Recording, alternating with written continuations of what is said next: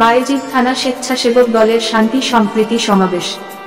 BNP জাতীয় নির্বাহী কমিটির সহ সাংগঠনিক সম্পাদক, চট্টগ্রাম বিভাগ ও চট্টগ্রাম 05 আসন হাটহাজারী ও বায়েজিদ আংশিক আসনের জননেতা ব্যারিস্টার মীর হেলাল উদ্দিন ভাই এর নির্দেশে এবং চট্টগ্রাম মহানগর বিএনপির সহ সভাপতি সৈয়দ আজম উদ্দিন এর সার্বিক তত্ত্বাবধানে বায়েজিদ থানা স্বেচ্ছাসেবক দলের উদ্যোগে শান্তি সমাবেশ ও মিছিল অনুষ্ঠিত হয়।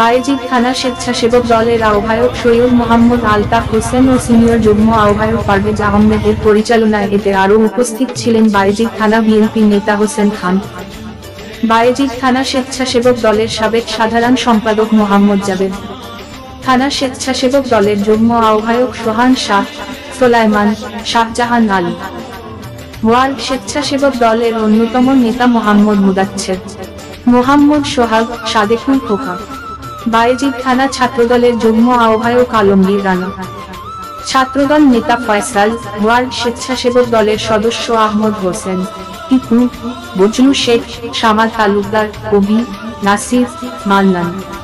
বায়েজিদ থানা স্বেচ্ছাসেবক দলের আহ্বায়ক সৈয়দ মোহাম্মদ আলতাফ হোসেন বলেন,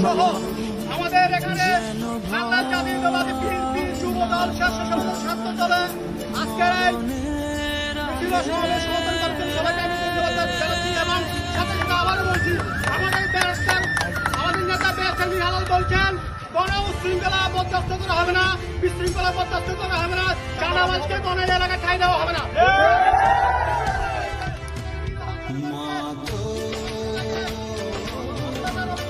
আপনারা আমাদেরকে জানাবেন, আমরা আমাদের নেতাকে জানাবো এবং তাদের বিরুদ্ধে কঠোর ব্যবস্থা নেওয়া হবে।